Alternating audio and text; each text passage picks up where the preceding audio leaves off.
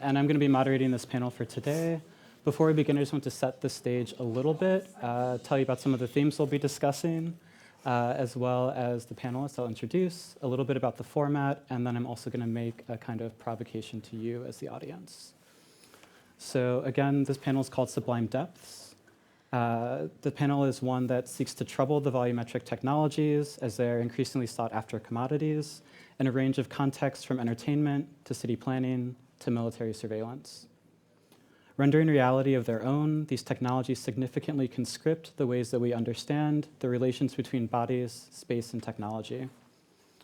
Volumetric technologies reflect a nested regime of representations, of truths, of ideologies, producing an affect of computational sublime.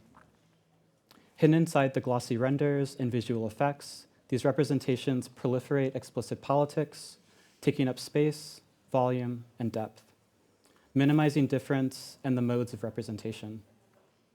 So given this current state of affairs, we wanted to ask the questions, what's up with 3D? What does it mean to try and trouble the kind of glossy seamlessness of capture? And what does it mean to work beyond the awe-induced spectacle of enclosure? And so our conversation today will cover the work of Femke Snelting, of Jara, Rocha, Georgina, Voss, and Irene Fubara-Manuel, who I have been told is here. Irene is actually calling in from the UK due to the very real material effects of imagined borders. So hopefully Irene is here. I can see myself here, but I don't know if you can see me. Okay. Hey, hello. Welcome, Irene. Hi. And so as we cover their work, we're really looking for forms of reorienting into the space, inviting queer phenomenologies that allow for errant and divergent spaces, as well as socialities. In their work, they share commitments that draw our attention to an excess beyond the orthogonal, tarrying the line between the promises and problematics of volumetric technologies. They share a preference for the frictional over the seamless, making space for offbeat movements, for possibilities and potential within the macrophilic terror of large machines, the inventorial possibilities for making and remaking bodies, and the visionary fiction of dreams to dance across algorithmic borders. Unpacking the affects of the computational sublime, we hold this work together in the hopes of practicing a different mode for making meaning together. Underlying the structure of our panel today is a desire to be careful with each other in order to take risks together. Theorist Marquis Bay would call this, quote, the critical intimacy that we share with one another when we come together to pull things apart, end quote. And so we thought we would try to model that for you in the format for the panel today. So essentially, rather than a traditional panel where I'll introduce each person, they'll give a short presentation, and then we'll have a conversation, we're going to do something a bit more improvisational. As you should hopefully see on the screen soon, we're going to be using the interface hot glue to kind of navigate our conversation together. And so in preparation for the panel, I essentially asked each panelist to submit a concept that kind of guides their work as we investigate things like the sublime and the volumetric, as well as the work that they have kind of teased through that concept with. And from that space, they're then posing questions to each other, questions that hopefully are generous, questions that allow us to understand the contours of our own frames of thinking with the hopes of being a bit more porous with each other. And perhaps most crucially to mention, these questions haven't been shared ahead of time. They were added last night. So we're also kind of trusting you to hold the space for improvisation and for discourse making together. And so I just want to note that part of the ethos of this panel is an acknowledgement of the vulnerability that's needed to pursue building knowledge together. And in that vein, I first want to thank you all for being willing to do this, but also want to extend this as an invitation for you all in the audience to be vulnerable, both in the ways that you show up to listen, but also to be vulnerable in the ways that you are trying to acknowledge the contours around your own frames and ways of thinking, and to invite you into a space of porosity with us. So can we all agree to that, to a shared intimacy? This is a time where you can actually say yes. Yeah, perfect. So with that, I'm going to go ahead and introduce our panelists, and then we'll begin navigating the hot glue together. So I'll start with Rocha and Femke Snelting. Rocha works through the mundane and complex forms of distribution of the technological with a trans-feminist Antifa sensibility. They engage in disobedient action research endeavors, such as volumetric regimes and the cell for digital discomfort. They're an associate member of the Institute for Technology in the Public Interest and hold the 2023 Infra Maintenance Fellowship at Hanger. Femke Snelting develops projects at the intersection of publishing, feminisms, and free software. In various constellations, she works for reimagining computational practices to disinvest from technological monoculture. Together, along with Miriam Aura, Sarah Gersi, and Helen Pritchard, they run the Institute for Technology and the Public Interest, a trans practice gathering of activists, artists, engineers, and theorists. I also want to introduce Irene Fubara-Manuel. Dr. Irene Fubara-Manuel is a lecturer in digital media practice at the University of Sussex. Their work interrogates the tagging and sorting of migrant bodies as a colonial act of capture. Using animation and games, Irene's creative practice mobilizes Black, queer, and African technological imaginaries as interventions on bordering regimes. All the works presented today are part of a collection entitled Dreams of Disguise. This project is a traversal of the virtual border through racialized biometric technologies. In its depiction of the trans-like out-of-body, embodied moments of biometric capture, it reveals the ubiquitous surveillance of migrants and the desire for opacity. Building from Irene's experiences crossing borders, these works link supposed race-neutral biometric technologies to their colonial and imperialist histories.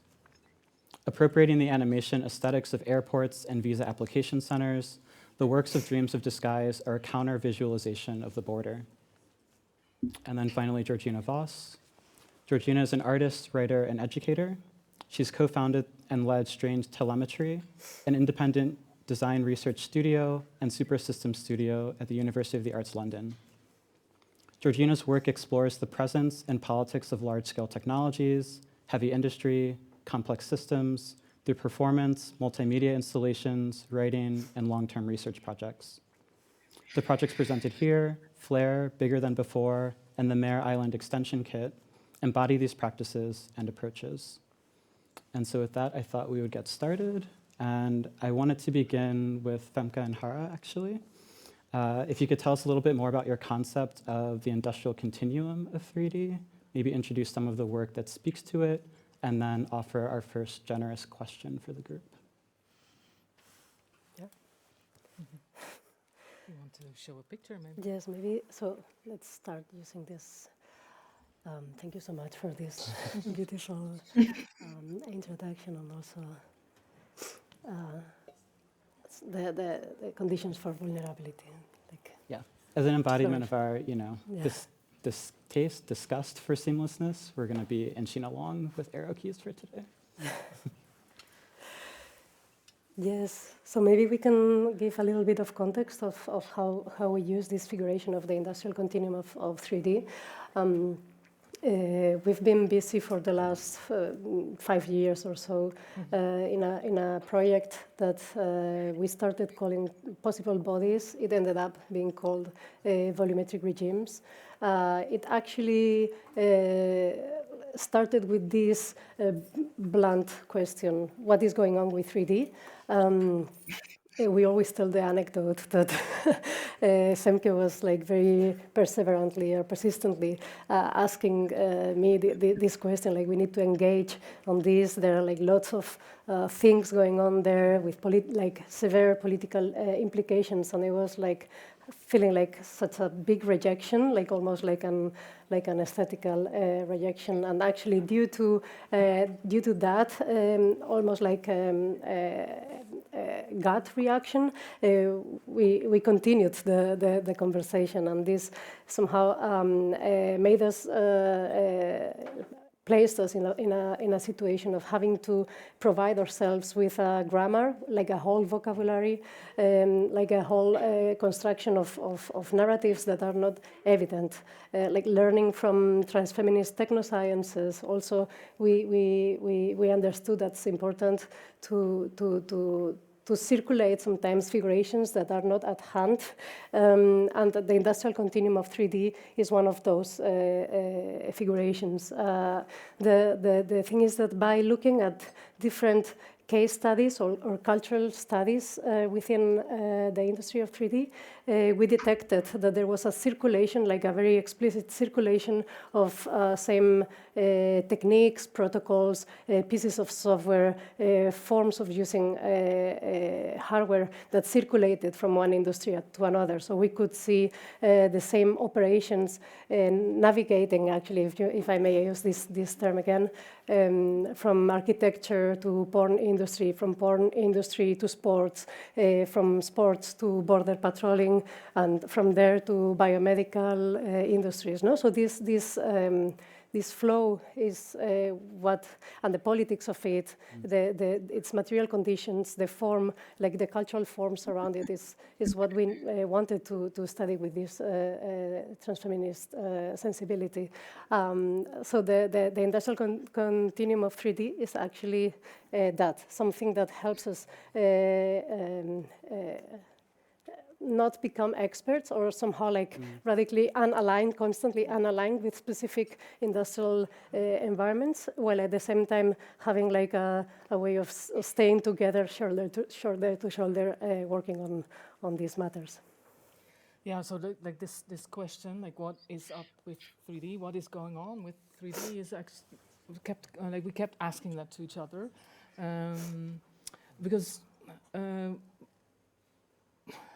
we realized, we intuitively understood that there was something up with the way that 3D as a regime has become naturalized as volume.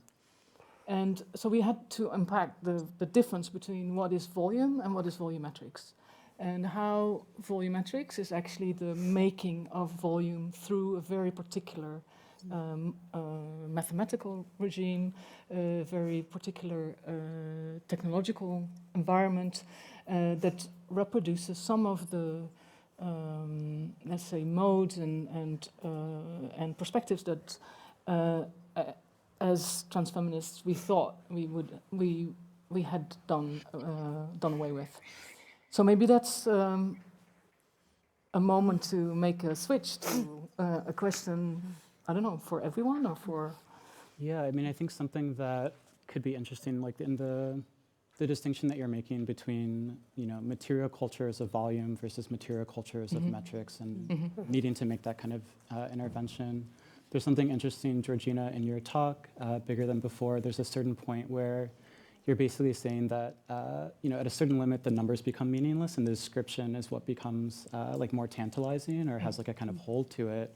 So I think it might be interesting to segue and think through, as we're kind of embarking on like what lives beyond this kind of like numeracy or like a strictness to numeracy, as a particular regime of kind of qualifying and essentializing what is called the volumetric. So maybe like a kind of question or segue would be, Georgina, like in your talk, the ways that I'm curious how description enacts like this other space or other vantage rather, when thinking about the size of something, the scale of something, the volumetric. So as we segue towards this more maybe nuanced and distinctive understanding of the volumetric, we are thinking about what other advantages are possible as well. So yeah, I guess I give a bit of context. Bigger Than Before was a performance lecture from a couple of years ago that was digging around in, I think, all matters of things around scale. But it was, I think, done in the middle of one of the lockdowns. So it was done online through a screen of trying to think about what does it mean to watch a performance or a lecture about scale when it's something that's roughly the size of that and you can carry it around the house with you. I've always been super interested in kind of both the kind of the narratives and stories and the kind of the meanings around both large-scale technologies and infrastructures, and then that leads itself into really big things like massive structures. And like I said, there's a point where you can describe something as like 5,000 meters or 20,000 kilograms, but if you haven't got, even if you've got a reference point, it doesn't really mean anything. You're just laying out numbers, unless you're trying to be impressive with your numbers. But then if you're trying to be impressive with your numbers, you're not actually talking about the numbers, you're now just talking about being impressive. Like, I've got 50 million of them. Everyone's like, whoa, very good. So I was kind of with what the language and what that does, like what that purpose, whether it's in terms of kind of the affect around scale has always been kind of really interesting. Of if it's sufficient, whether it's sufficiently bigger than you or bigger than something, you know, what does that then imply? Well, does that imply it's dangerous? Does it imply it's terrifying? Does it imply if it could squish you under its, you know, under its foot? Does it imply it could have control over you? That's kind of where the kind of the what scale does for me comes in. And if we're kind of bringing this back to kind of the threads of the idea of the sublime, what about if there's awe? What about if there's love? What about if there's like a really passionate emotion that comes with it? And how do these things intertangle with each other as well? So that, I think that was kind of where I was kind of starting to think about it. And I think also just, I think to bring in here, when we talk about scale, I'm curious about particularly, well, for all of us, where scale is taken as something big, but scale can zoom in as well. If you're thinking of something like the Eames Power of 10 series, like that goes out and out and out and out, and then it comes in and in and in and in and in and in and in, and past a certain point, again, the scale is actually meaningless. You're just, you know, are you in the middle of the universe, or are you floating around, you know, around a red blood cell? It's still kind of the scale we have is the human body. So then, where do things expand and contract around that? And what are the kind of the really big feelings and the kind of the politics and how those things are deployed? What does that look like then as well? Yeah, thank you. There's like there's a lot in thinking about the sublime that I think has also evokes like some of these questions of infrastructure, which again kind of exists in multi-scalar forms. Also, infrastructure is something that has desires attached to it, that has like a kind of libidinal economy a bit. I wanted to kind of introduce actually one of Irene's questions for you, Georgina, to kind of expand a little bit in thinking about the sublime and infrastructure. Irene, do you want to introduce your question? Yes, I think I can hear myself. So the question that I wanted to ask is going to start off with a comment and then a question. When I was reading the work that you posted, the story, the first one, Flare, I found it very interesting, the approach that you took to sort of, yes, love and awe, but also I also saw another theme of failure coming in. So what that sort of triggered in me was Susan Lee Starr, who writes about the ethnography of infrastructure, and she says one of the ways that we can one of the properties of infrastructure is that it's invisible until it breaks down. So people don't think of where their electricity comes from until they have no electricity, for instance. So I wanted to see if you could speak about how, you know, your work positions failure as an entry point, failure of infrastructure as an entry point to the sublime. Great, thank you. So again, just briefly as kind of overview, Flare is a short story that I wrote last summer for an exhibition about the sublime, which is broadly about a woman who falls in love with and then gets into a toxic relationship with, if we've got the pictures, a massive liquid bulk carrier ship. I couldn't, in the first draft, I wasn't sure whether I was going to make it ambiguous or not, and I was like, no, it's like this ship, that's the ship, that's what she's in love with. So it brings a whole new meaning to shipping. Worlds, thank you. Really interesting. So the idea of failure in this is really interesting. I think a lot about the Susan Lee Starr quote that infrastructure only becomes visible once it breaks. And I have mixed feelings about it. I think there is absolutely the sense of, you know, things we might take, we as a very baggy term, might take for granted in terms of the electricity is on, there's water, there's so on and so on. And then it's only when it's like there is no electricity, there is no water, like why can I not get connected to the internet? You're like, oh, this thing is here, where was it all along? But infrastructure is often like really big. You know, I remember thinking about this last time I was in this city, and you know, we've seen those huge purple pipes around town. Like those are not things that are hiding. Those are very, very visible things. And I think I'm curious about kind of why there is this idea of invisibility around it. There is an anthropologist, and his name I have forgotten, but I will try and stick it up online as soon as I remember, who also takes a little bit of issue with the seasonally star kind of framing of failure, and says, well, rather than think about failure, why not think about the meaning of infrastructure? Why is infrastructure positioned as background? What does it mean to bring it to the foreground? So rather than it being something which is about breakage, although I think there's a bigger kind of glitchy point, which I'm not sure if you were alluding to kind of some legacy Russell stuff around glitch feminism there, that kind of felt like it sat very neatly within it. But with the infrastructure idea, rather than thinking, you know, invisible, functional, breaking, visible, thinking about it more in terms of foreground and background, and then thinking about like what are the politics about making something, someone, a system background, who does that benefit, and then what happens when it's brought into the foreground. And there's a whole bunch of questions there about presence and labor and politics that come with it, that is something that kind of, that's where that kind of sits for me, I think. Thank you. Yeah. Thank you. I think if I could speak on that, I think that quote is something that I find very interesting too, because whenever I think of infrastructure and visibility, I just imagine there's this iconic image for the scramble for Africa, where I think is Rhodes that has like this, he's standing over Africa with his hand sort of, pretty much as a network connecting North Africa to the south of Africa. And I think to some extent, the idea of infrastructure within at least colonial conquest was about making infrastructure visible. Infrastructure was a sign of civilization, quote unquote, right? So yeah, that question is also something that I find, could be flipped on its head easily as well. Definitely.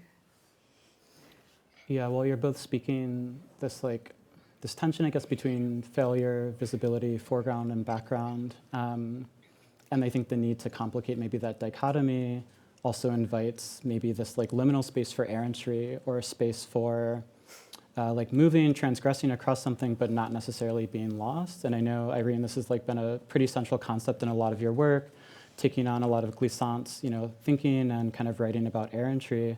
I'm wondering if you wanted to introduce your project around kind of dreams of disguise and the ways that you're thinking through errantry as it pertains to this kind of question of hypervisibility, invisibility, what it means to kind of transgress a boundary or a border, but also to do so maybe as an act of instantiation of self, or a kind of instilling of yourself in a different context.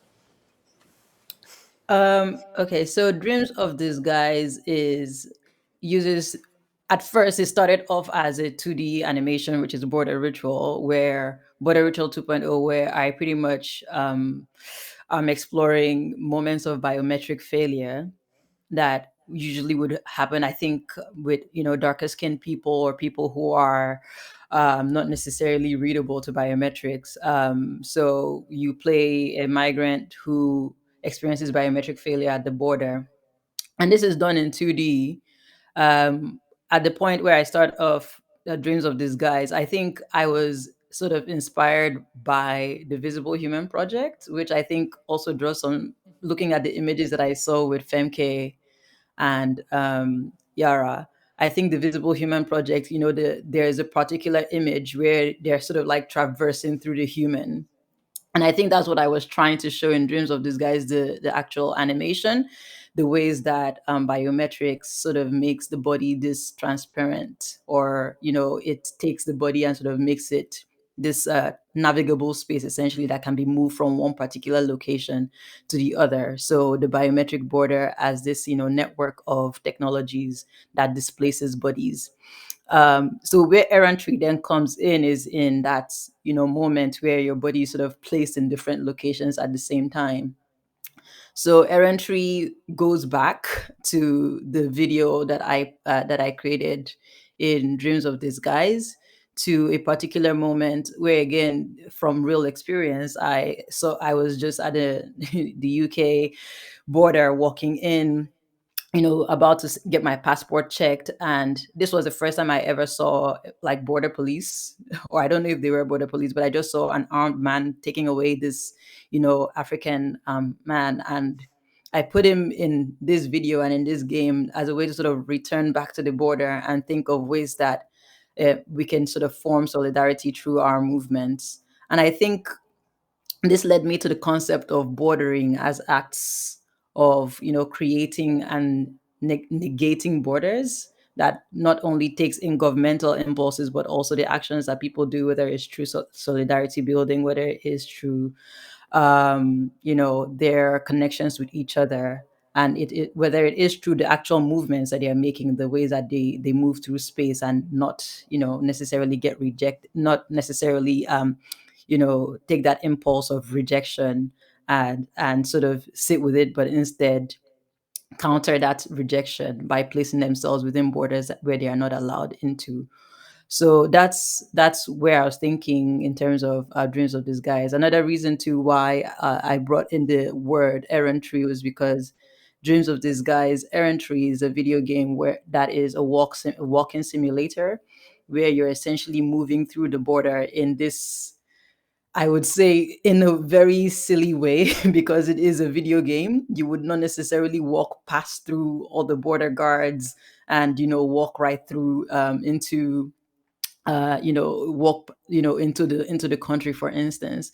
But I wanted to sort of use that errantry, the ways that movement in video games that doesn't necessarily have a plan, but also has a way that sort of creates a new relationship with our movement. Essentially, how is it that we can bring that to sort of problematize the border itself, to rethink of what the border could be like, so it's not just this space where people are trapped or people are confined, but instead looking at the border as a passage, according to Glisson. So yes, my work builds a lot on Glisson and its errantry in both the form, but also errantry in understanding what movement could look like. Yeah, thank you. I think the concept that you're describing, this kind of borderscaping, is really powerful. And Yes. really, one of these ways you're thinking about how to look at a different vantage in which we might find agency, even in these extremely confining but often conflicted spaces both of expansion but also confinement kind of simultaneously. And you're speaking a lot about what it means to rethink bodies in this space, essentially, especially in a place that's trying to make bodies legible in highly particular kind of formats. And so in thinking about the ways that volumetric technologies, 3D rendering, operate upon similar kind of guises about making something explicit, making something literally kind of rendered in the space in a certain form, I wanted to kind of invite Jara and Femke maybe to pose their question to you, Irene, about your work in thinking through 3D technologies, modeling, and what it means to kind of do this dance across things like borders and border space. I find are they gonna ask? I can only see blurry versions of everyone. We'll do a little dance before asking a question now. And you can read along, of course. So yeah, I mean, we've been with this understanding that volume is not volumetrics, and the sort of normalization of 3D as the mode of how we operate with volume, because through the digital, without exception, volume has become XYZ, has become very locked to the Cartesian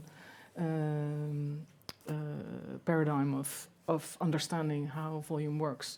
And so one of the things we've been thinking with is what would it mean to say 2.9999D? Just to create that friction, or that is not maybe a big space, but just by refusing the obviousness of volume equals 3D, then already something starts to happen.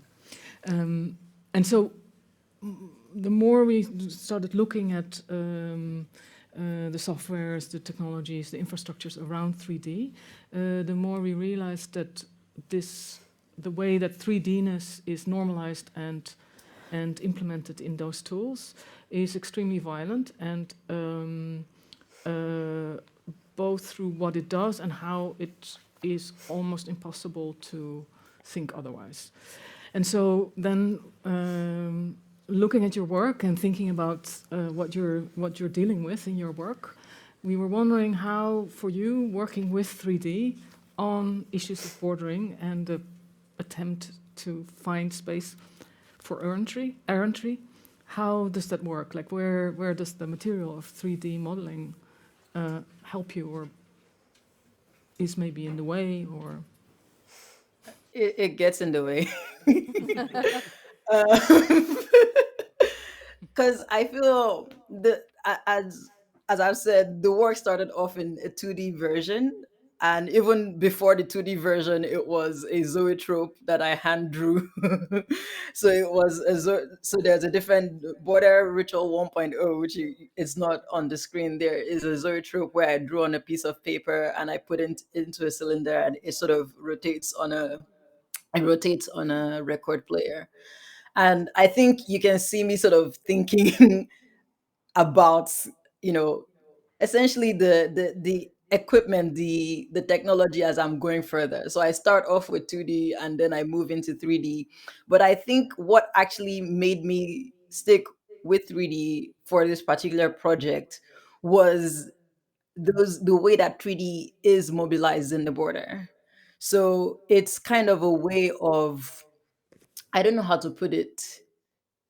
It's a way of naturalizing the border, if it makes sense, right? So think of a self-checkout machine, for instance, where you see these self-checkout machines in supermarkets at the passport counter, for instance. The 3D comes in as a way to sort of, connect your body to the technology itself, right? It naturalizes the whole process of moving through the border through the way that it tells you how to move through the border. So take your passport, you put it on this piece of, steel over here, and you get to go through. That's it. But it doesn't talk about the ways that those machines are actually sorting and, creating demarcations, the violence essentially that those machines are sort of complicit in, right? Or encouraging the violence of tagging borders, the violence of tagging bodies, rather, of separating people into preferred flyers or preferred citizens versus other citizens, right?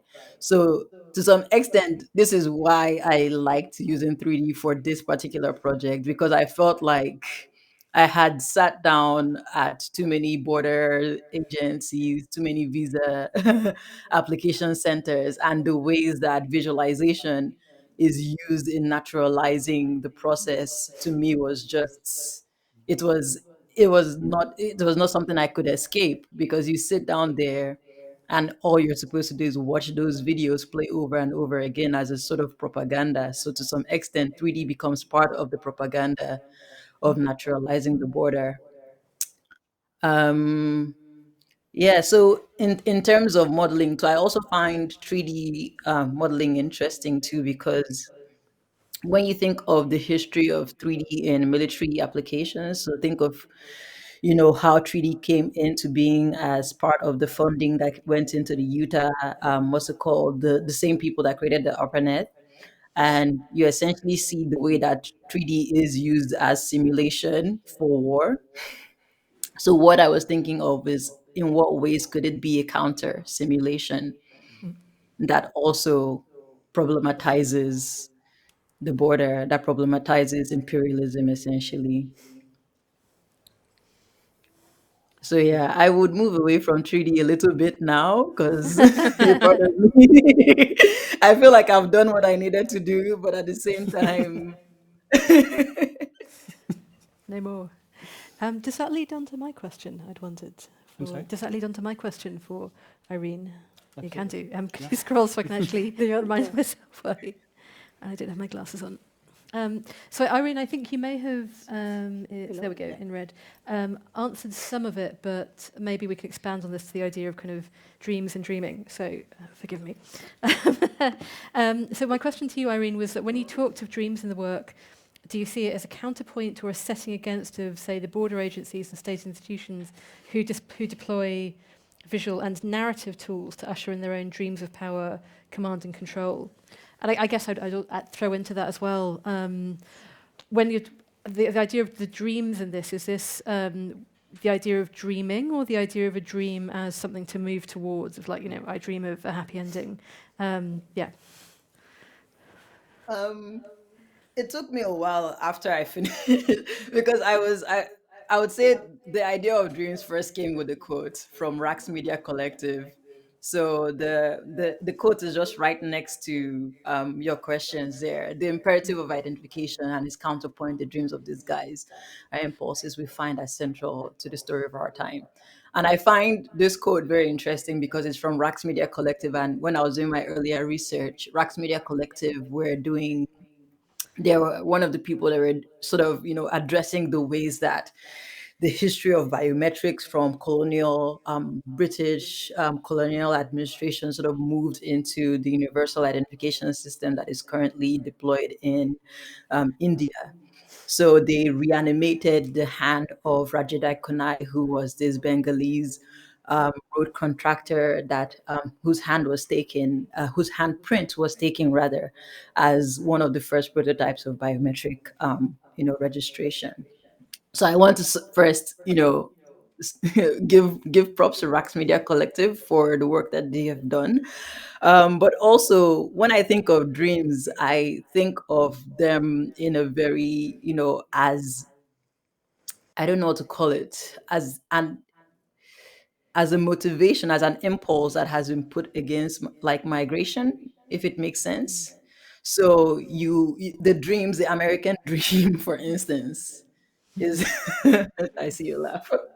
Think of the American dream and how the American dream is this whole force that essentially is supposed to be what a lot of migrants move towards, right? So when I place dreams in this context, I'm using it is as something, yes, that we should move towards in terms of thinking of how it is that we can move away from the border, how it is that we can reclaim our opacity as migrants. But I'm also thinking of dreams as this trap, if it makes sense, as a desire that is mobilized against people as well. So um, you usually would come across people who think in those dreams of the American dream, for instance, you would have people who said, I did this legally, so why shouldn't everybody do it the way that I've done it, essentially? And then sort of not understanding that the idea of the border itself is what is causing these demarcations between illegal and legal.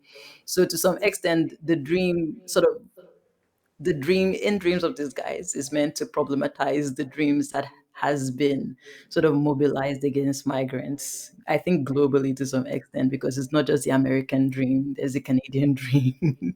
There's the dream of just having a safe home that I think has been mobilized against people as they move across borders.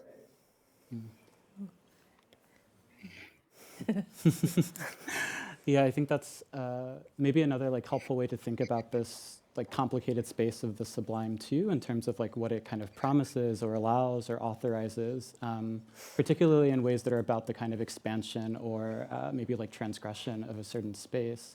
And so I wanted to invite Femke and Jara maybe to talk about your concept of invasive imagination, how you see that kind of playing into these conversations about Nice. dream space and the sublime as well. Yeah, maybe before entering like directly there, I wanted to share something that has to do like to go back to the background and forefront situation, because I think that's actually we haven't been so busy with the notion of the sublime in the work that we've been doing together, but when preparing for today, actually there was something that stayed that has to do with this problematization of the categories of analysis, actually. Like this assumption of a pre-established background against which specific apparatus or infrastructure happens to to take place is quite useless, and for the radical transformation that understanding a mutual constitution with such apparatuses that we are trying to mumble in this kind of conversation. So this mumbling somehow has more to do with an ontological dismantlement of those categories, like somehow like naturalized categories and environments as well. As well as like whole subjectivities, no, like the specific subjectivity that gets produced in relation to the border is, I think that's deeply volumetric in many ways, because at the end volumetrics has to do with the production of specific spatialities, right, and the production of specific forms of presence in there. So. Yeah, so which are other analytics that might be perhaps more attuned to these sublime conditions of mutual constitution, and the sublime, I mean, because of another conversation, like a parallel conversation we're having with you, Romi, about somehow like the incommensurable, no? Like that which somehow exceeds the quantifiable, not like beyond conversations about size and about the computable, like that which is at the same time trespassed by these material and semiotic conditions of possibility, but for which it's not useful to apply these particular categories, right? So in that sense, I think, and now making the connection with invasive imaginations, like our effort, and there is like, that's maybe more explicit, is on providing ourselves with political imagination, like a technopolitical imagination that somehow problematizes those categories and analytics in a kind of playful manner. No? So, and again, invasiveness is a situation of already like assuming some stable entities and conditions, because it assumes a situation of closure, a situation of inside and outside, like a number of material and semiotic conditions that actually, as Irene was putting it, became naturalized, right? So the inside-outside, belonging or not belonging, that all somehow is constituted across what we understand as us, right? Maybe you wanted to read a piece. I saw you like bringing the book out. I lost the moment, I think, because there's so many things. Maybe you want to show the slicer image, just to like bring that back to how thinking with invasive imaginations became one of the threads that we were following from the beginning on. Yeah. Because early on in our work on trying to understand what is going on with 3D was studying softwares for research on biomedical imaging. Because we were fascinated by the way that, and Irene refers to the Visible Human Project. The Visible Human Project. So the way that biomedical imaging has embraced 3D technologies almost without critique or hesitation. Let's say critique is even one. So we were trying to understand these softwares, how they work, and how the dreams around these softwares and these images actually create a fantasy of non-invasiveness while being extremely invasive, but at the same time very disorienting when it comes to stopping at the borders. And so this image is an image from that research. It's a rendered 3D image based on tomography, so an X-ray, like a volumetric X-ray data set. And what happens is that there's a few things that are going on. One is that because the image has not been properly treated, and I say properly between quotation marks, the tubes that have connected the patient to a whole network and infrastructure have become rendered as part of the body, which is interesting. The other is you see, talking about background, foreground, an extremely hard cut between where the body begins and ends, although this body then includes some tubes. So that you can also see that normalization of body as completely separate from its environment and being very intensified by these technologies. And then thirdly, it's not so easy to see maybe when you're looking online, but there's an insertion of both the Cartesian space and the anatomical canon. So what we realized is that in all those environments, there's a complete collapse between the Cartesian space, so X, Y, Z, and the orthogonal anatomical gaze. And so there's a kind of, through this collapse, a sort of lack of friction produces extreme normalization that is almost impossible to vibrate.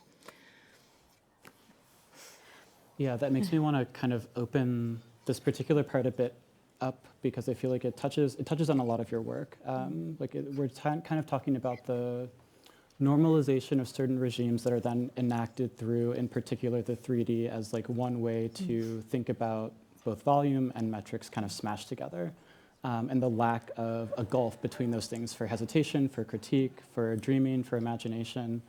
And so thinking about all of your work together, and maybe kind of jumping off from the ways that, Georgina, you centralize queer phenomenology in a lot of the ways that you're thinking, it's a question of orientation and relationships between things. So I'm curious for the whole group, really, how you're thinking about friction or gulfs or the space of kind of either critical detachment or kind of breaking through the contour or boundary of something in order to understand it from a different vantage. I mean, yeah, I was about to jump in and say Sarah Ahmed, but you got there first. Just sending up the Sarah Ahmed flare into the sky. I mean, I think actually the queer phenomenology, we can make those. It's fine. The queer phenomenology part, actually, I don't think I've actually kind of intentionally kind of loaded it into my work, but it's something I think about so much, which which again is there. And when you had that medical picture, it was exactly the thing I was thinking about of like, ooh, what position are we taking to look at this from? And again, what if we're, that great quote that line she has about walking around a table and what is on each side of it, but then what is meant to be on each side of it. Where are you in respect to that? And I think I love that so much with the horrible medical pictures of kind of what are you expecting to see here, and then what are we normalizing for you if we're now kind of conflating these things together. And yeah, Irene, for your work of the kind of a pushing back of that of which movements here are meant to be normalized, what is the activity that you see and then you follow, and then that kind of becomes its own kind of its own movement with it. I think for me, thinking about the friction stuff, this might be. I was looking at the Mare Island project, which is the 3D scan that we've got there. So zoom for me. So there we go. All right, so this grey picture we've got here, just as an example of, I think that coming back, I guess, also to Irene's metrics of like, oh my God, 3D modeling so hard. Like, why not just pen and paper, guys? We could have stuck with that. This is a scan that was taken. This was done through photogrammetry and through literally with a camera walking around a thing. So hundreds of photos of a drill that, was it a drill bit that was originally part of the Mare Island Naval Station in Vallejo in Northern California. And this is a place that, I think this is where kind of maybe the military history comes in. This is at a point in time when California's naval military supremacy was very based around coastal means. You have a coast of California, that means you can send ships out from there, and then go military. And as the nature of warfare, and so you have these kind of these naval bases here, these which are not just where the ships come, if like ships come, ships go, but it's where the ships come to get mended. So as you send out your submarines, as you send out your massive ships, they come back. And in this naval station, you had all the equipment that you might otherwise see in any kind of industrial repair yard, but this time for mending military vessels. And as the nature of warfare changed and it became more software-based, more digitized, you didn't need this physicality, then the naval bases started to close. And the naval base in Mare Island closed, I think, about several decades before I was doing research on it. But then you had the question of, well, what to do with the tools? And they got auctioned off. And they ended up in places like Exploratorium. They ended up in the workshops that like a lot of us might do our work in, because they were these big tools and they were there being sold cheaply, and they were ex-military. So I was really interested in kind of this movement of military history, but not just of the weaponry, but the things that were being used to patch up the things that were part of the weaponry, and what that implies for us about what tools do. So I got hold of one of the catalogues. Someone had given it to me for the original auction, and I traced some of these tools, and this is one of 3 of them. You can see the 3 that were scanned there in the photo next to it. And to finally bring this on to kind of like glitching and friction. It's really hard to scan these. There's kind of a promise of seamlessness that comes with 3D scanning, of just like meep, meep, meep, meep, meep, scan, feed it in, 3D print, great. And again, coming back to the medical stuff, we know that the minute you get matter involved, it's a mess. So all of these little points here are all the points of failure, where to do this, I had a tool, and it's not movable. This is a massive thing, probably about 6.5 foot tall, like heavy metal. You have to kind of get a ladder to stand up, and then you have to lie down in the cobwebs underneath it, and it's against a wall, so you can't move it. So all this kind of stuff to kind of try and get a decent kind of 3D model of it, and then to patch those up in the software. So that part of it, of that point of kind of the materiality fighting back, in addition to the part of what the implication of that materiality is, it's massive drill, because it's together with all the other bits and pieces, because it's been used to mend submarines, and that was that idea of where the friction comes in. Again, coming back to the human scale of the body, is me with your puny human body and your camera are just teetering on a ladder trying to get a decent photo of this thing. And so that makes me want to come back to her and Femke a lot, actually, and thinking through some of these like productive and surprising, I think, frictions and tensions, particularly between bodies, and the means of trying or attempting to both define and capture them. Like, where do you find some of these generative kind of frictional spaces in your work? Well, we were actually going to quote you for this, no, right? You want to quote? Yes. Yeah, that's good. Let's quote Romi, because it's been quite inspirational to be in conversation with Romi also, to detect forms of, not necessarily, I'm not sure about resistance, but more of widening what's possible, at least. Yeah, sometimes things that are legible as resistance are quite easy to then counteract. Yeah, we're more interested in the possible. And so the sort of, like, even detecting the collapse of the Cartesian framework with anatomy then allows us to start playing with what other kind of collapses could we do. So I'm just reading you to you now, because Romi worked with us on an interview text, and there's you working with Glissant also on what would be the possible in computation, because that's what we try to speak about. Perhaps at best, computation in this sense can hold the tension of indeterminacy without either becoming paralyzed or reducing the complexity of the whole into predictable, calculable units. Within this slight shift in language, computation is nudged open. It is made porous again and moves towards the direction of a poetics.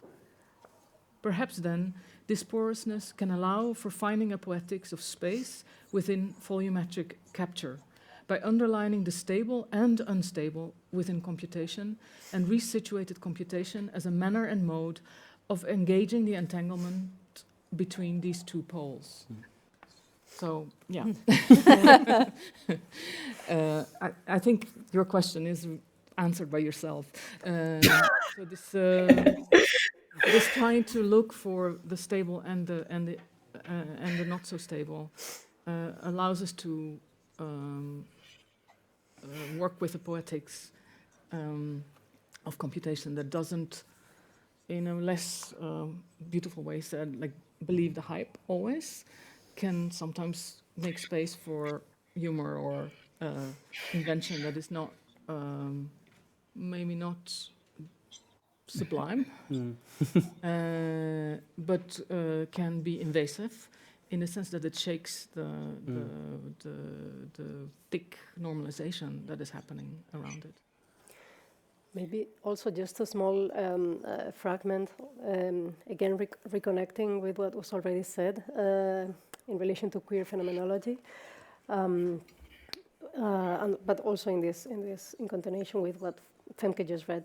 What body compositions share a horizontal base? So this notion of the horizontal base. What entities have the gift of behaving vertically?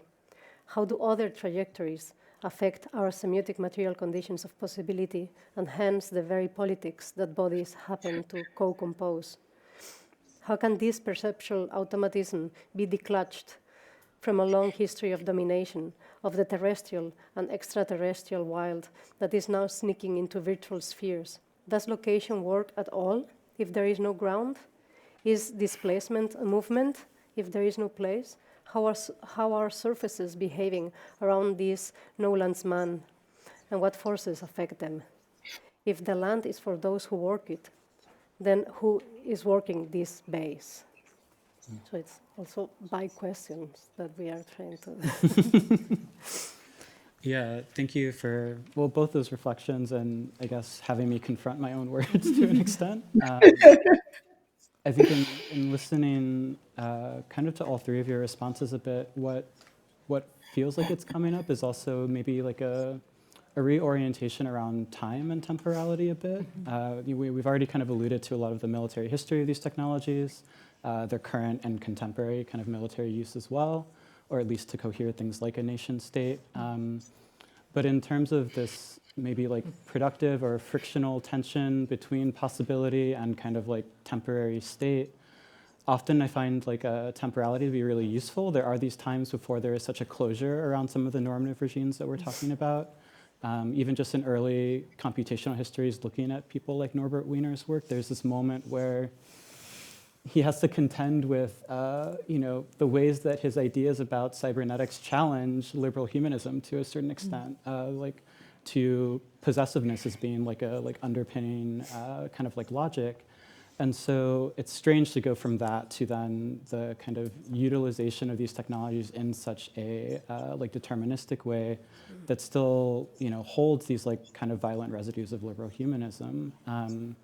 And so in hearing us all kind of like talk about this productive like gap or tension or gulf or however we want to call it, I'm curious how notions of temporality and time also feature in your work, both in the ways they like open up a different analytic or the ways they maybe unveil a different vantage for a different type of queer phenomenological encounter.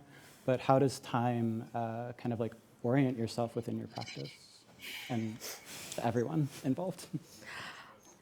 I'm going to take two answers here, and then maybe more. We'll stick to two. I mean, military. If we go back to the Mare Island project, military and technological. I mean, technological history. I think kind of is always there for me. I remember chatting to friends years ago.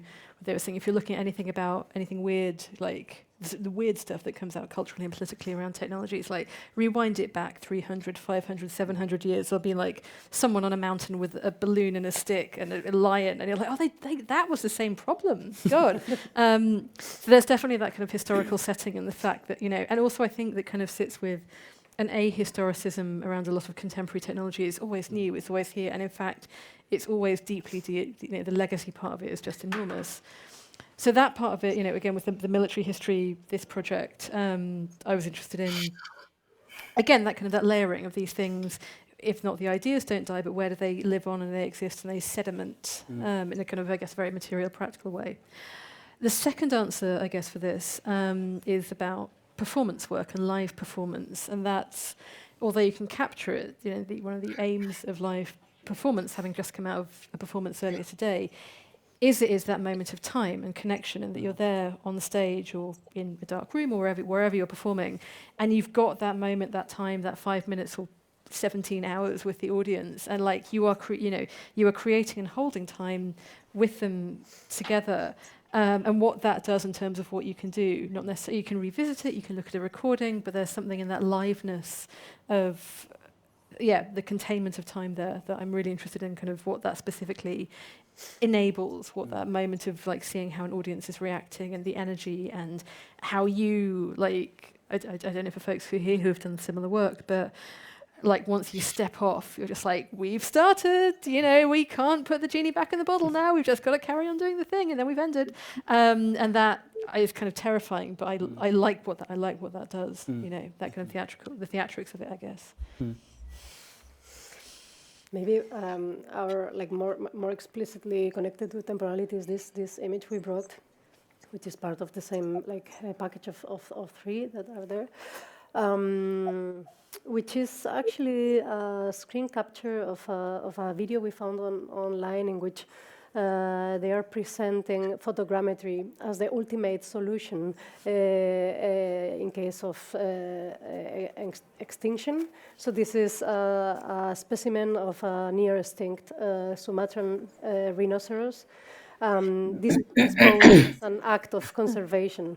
So it is basically turning the sixth extinction into a spectacle as a last-minute techno fix that's rendering the ultimate application that's available for everyone at home, while the chain of operation it participates in technically contributes to extinction itself. So it is contributing to extinction at least in two different ways. One is by capturing these rhinoceros.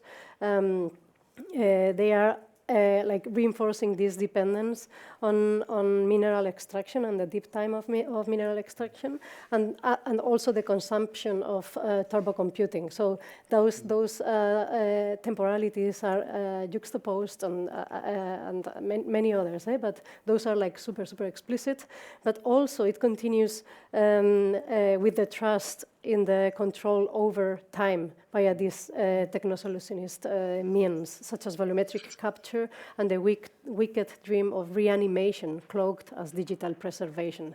So there are like many, like in this case, we might also mobilize this notion that we've learned through friends working with the technosciences of modernity, which is palliative care, like how to engage in forms of care that are not celebratory by themselves just for the sake of being care, but somehow like how to carefully accompany, make sure that we accompany some specific technical compositions to their end, towards their finitude, right? So that's I think that's pretty much connected to temporalities. Exactly. I want to like make some space for Irene to respond to this also, particularly because earlier you said that this might be the end of your work with 3D modeling. So I'm curious in thinking about this, like the finitude of the endpoint of a certain technology, and also connecting it to what might loom in the future for you.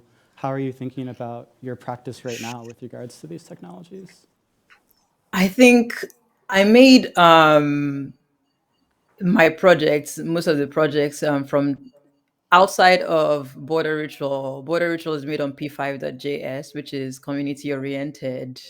It is independent, is free and open software. It has community guidelines. It cares about who uses it.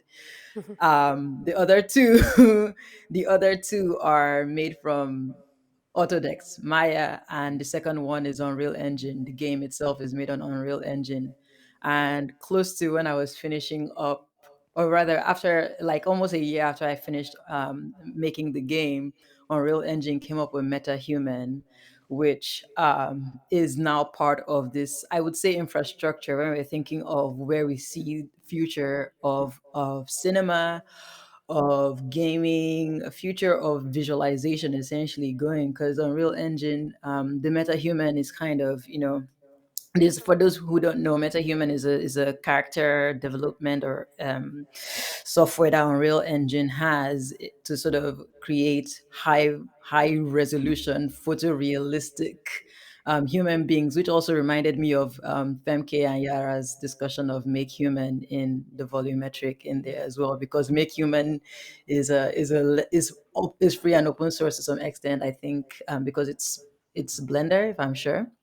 It's on Blender. But when I said it, for me, I might come back. I'm not saying that I might not, I will not use 3D again. But the main thing for me is that there's a rupture right now that I think I need to sort of deal with 3D work, where this sort of unending need for photorealism, that sort of, yeah, that again naturalizes things, that naturalizes systems of power, that makes people think as though, these worlds that are being created do not have any makers, they are real themselves. So it removes the process of making itself. So to me, I'm more interested in that process of making, in showing people the back end of technology. So instead of people, and again, I think it's also the current climate of these AI generated avatars, this fast creation, this unreflective creation of high resolution images that I'm just grappling with in my work too, because I don't want to contribute to that as well. Or at least I want to be okay with my own reflection of it before I engage with them. But when I'm thinking of temporality, I would say all the works that I sort of engage with have a version of loop themselves, because even Dreams of Disguise, the animation keeps playing as a loop until it's broken by a particular the trickster figure. And that just calls back to what Georgina was talking about the ahistoricness of technology, where people sort of see it as new, but not necessarily the ways that it has been created and recreated over and over. So I'm thinking of, for instance, one of the works that I engaged with right after this project is algorithmic borders, focusing more on the use of let's call it broad algorithms, essentially, in migration. So this is as a precursor to AI in migration, and or at least in the UK border. And I sort of went into the history of data and the tagging of migrants, and you can see the same logic essentially in the design of a current system that the UK Home Office use in sort of rejecting African and South Asian migrants. That's the same logic that was posited in 1960s and 1970s. So when you think about it, the logics, the technologies might change form, they might change in the way that they sort of look, but the logics behind them tend to remain the same. And this is where, again, what Georgina was talking about, the sedimentation of of power essentially within these technologies. The more we use them, the more sedimented these systems of power become in them. So maybe as like a way to unearth some of that sedimentation a bit, or just create piles of sediment or holes, maybe. And I I'm thinking think about, unearthing, yes. and in thinking about like this question of time, there's a meme that you point to in one of your talks. Do you know the one? Which one is it? There Yeah. are quite a lot of memes. Where it's basically, what is it saying? It's saying both It's reject modernity, embrace tradition, and you kind of have this image of, the dependence on global supply chains to basically navigate the Suez Canal and what happens when that's interrupted. But I like that in addition to your kind of analysis of it, in this challenge to modernity, you're also inviting these really playful ways of trying to engage the technological. And Irene, in the ways that you're making this distinction between P5 and Autodesk, like it's an important distinction between those two pieces of making work or working with software. So I'm curious if we can segment to some of the ways that the meme allows for both this kind of challenge of modernity while inviting us into these other places of play. So the memes, this was in the aftermath of the Ever Given container ship getting wedged in the Suez Canal, which was a good time for all of us, like strong meme content coming from that. There are cleverer people than me have talked about memes as soft power, so absolutely, they can be deployed in any direction. It's not just as a route to kind of cracking open liberation. But I think the thing I've always really specifically liked is exactly that thing of they are transmissible, they are intentionally very funny, and the funniest memes, the ones I like the most, I think, are the ones that come in these hyper-specific communities of skill and knowledge. So the architecture, even the BIM architecture students shitposting meme communities are glorious because it's such a nailing in of, we know the problems of power, we know the problems of labor, we know the problems of adjunctification and kind of the labor conditions under which we work. And here is a meme that's going to summarize all of that. It's just really quickly, and that can be translated. And I like that because it feels like it's a very quick capture of this moment that also requires both. And I almost like, I was thinking about this earlier, I hate analysing it too much because it feels like you're just in this realm of deconstructing the memes and it's just not funny anymore. And I don't want to lose that for any of us. They made a joke. No, exactly. But where you have both this hyper-specific knowledge of this, whatever this thing is, I think for all of us in this room, which you know, whatever the thing is you know or you have experience of, and how that is brought to bear on like a very standard template of a photo with, you know, the standard font in it or something else. And I like that as a kind of that cracking open the stupidity and the dumbness and the irrelevance of it. I think there was the other meme from the Ever Given, which was of the side of the container ship, if you imagine, huge, and this little digger that was trying to desperately dig its way out of the sand. And there were just glorious ones there that all functionally boiled down to massive systemic power and like a workshop on diversity. And it was just these tiny things that were just, you know, but all the things like massive structural systemic power against a tiny individualized response. And in that moment, you're just like, it's, yes, absolutely. And then you can text it to your mate and they're just like, lol, right, good. I don't know if anyone is, if there's any collection of memes from any of you lot afterwards, I would be delighted to see them because, you know, they are always a good time. And maybe this is like a good time to then open it up to you, the audience, a bit more, and we can start a question and answer session. Does anyone have a question for our panel?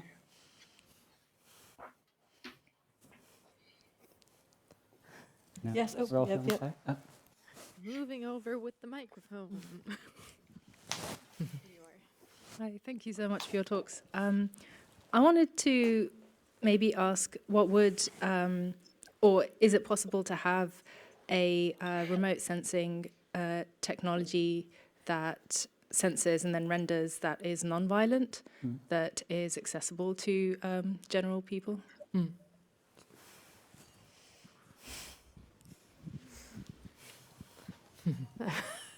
That feels like your wheelhouse. I would say, of course it should be, and of course no, at the same time. You're laughing. So I think the way that remote sensing is built into infrastructures of oppression, power, violent measurement, rendering the distance operational, because it's about not just remote, but also not sensing. And so removing, it's very difficult to think what that would be and how that would be accessible to people that do not want to be. But then at the same time, we always say to each other, come on. It cannot be so difficult.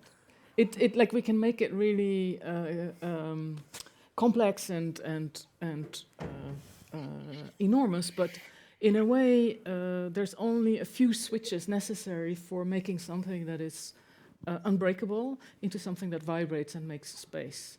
So I can't say, here it is, go there and download, but I think there's really ways that technologies that are in day-to-day ways extremely violent could actually be also quite something else. And so that's my answer, really. I think I'd broadly agree with that.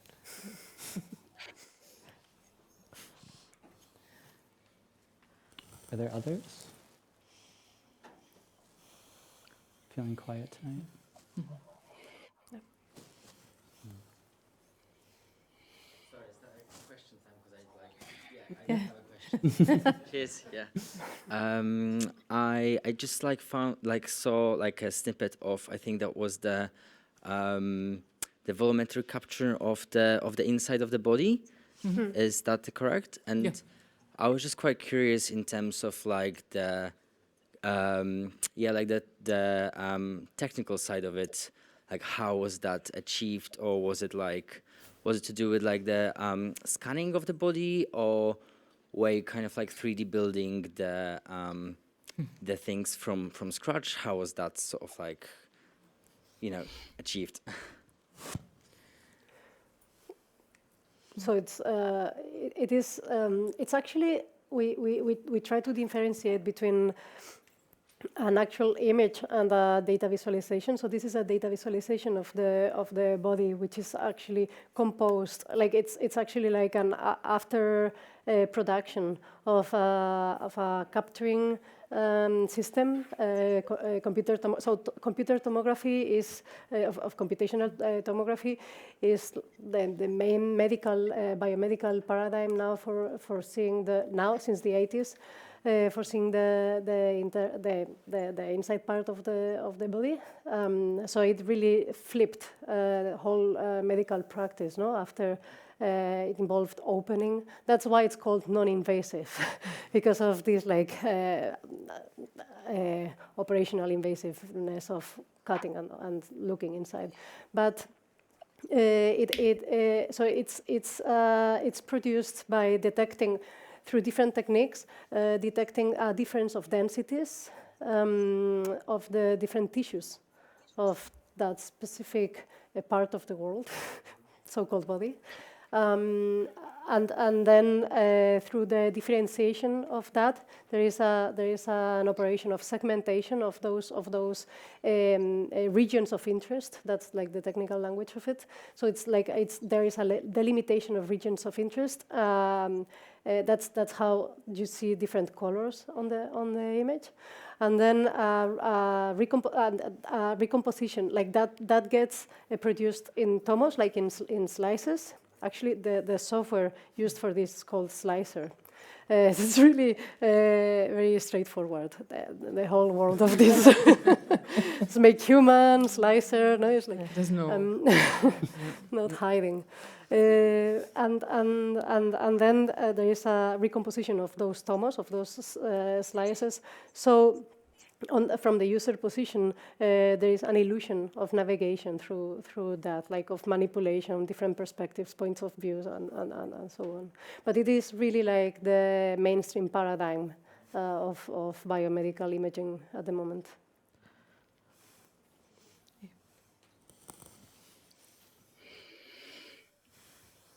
I know someone's feeling brave. Do you have a question? Here. This is another sort of slightly technical question, but there's a sort of relatively new, interesting sort of machine learning way of volumetric visualization called NRFs, neural radiance fields, which is a form of sort of photogrammetry, I guess, but it uses a machine learning sort of imaginary as its volume rather than a sort of Cartesian XYZ sort of coordinate point system, I guess. I was just wondering, obviously machine learning as a technology comes with a lot of its own interesting problematics, but if you had sort of looked into or researched the sort of what, if that's a different, or if there's anything interesting about that technology that perhaps offers new affordances, or perhaps less, I don't know, like sort of violent ways of interacting with, with the topic or a subject. I'm not sure.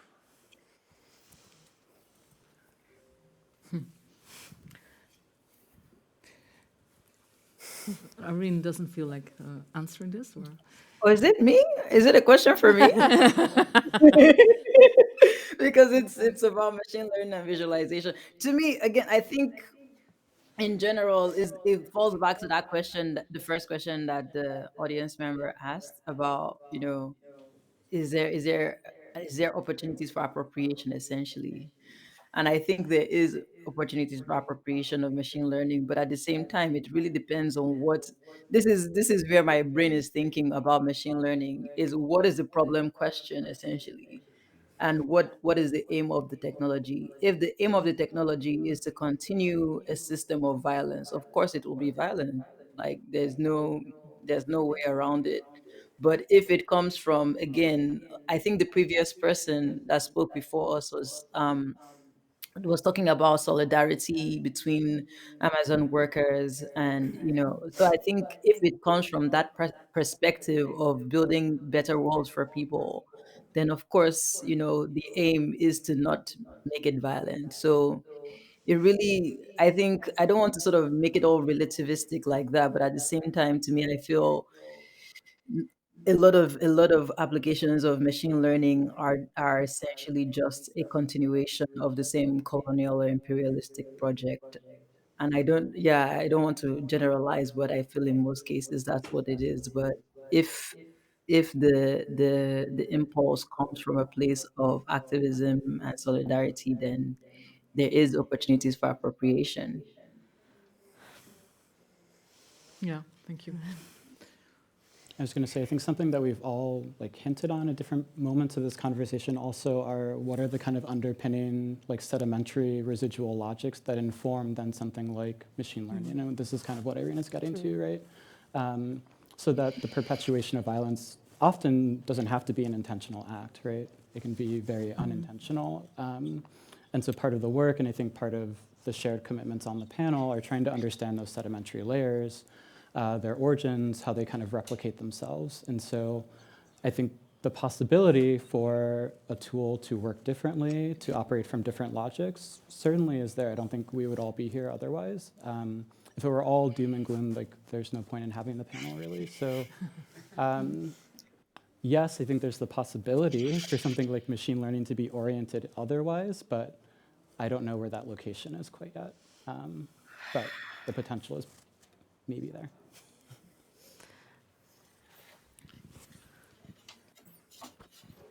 Thank you. I have a question a bit to everyone, but maybe it's more of a technical question, so maybe Femke and Jara might have some answers. But it's what maybe in your work or in your searches and explorations, have you come across methodologies, tools, processes, software even, something that falls out of these Cartesian systems, or something that allows for, maybe even embraces or is even centered around these leaks and gaps that are in these traditional softwares and tools that you talk about, impermissible. Not necessarily, it's not that I'm asking for a tool or software, maybe a bit, but also maybe an example of how that could have existed maybe digitally. If you know of an artist. There's a book about it, I see, but right, but something from the book. Like a download button on this book. I mean, you can download the book, obviously, but I mean, of course, let's say even in a software like Blender, free software 3D modeling, a tool that is widely used in commercial and non-commercial environments for artistic projects, but also for high-end commercial production, there's moments of excitement and possibility. So we've been looking at, for example, the way that the terminology and placement of orientation and world. I've had difficulty saying this word. Worlding happens in such a software, and it's actually quite exciting to see how world can be multiple, quite simply, actually, without apologies or difficulty. It's only in the moment of rendering, in the going to output, that this multiplicity of worlds and orientations is then collapsed into one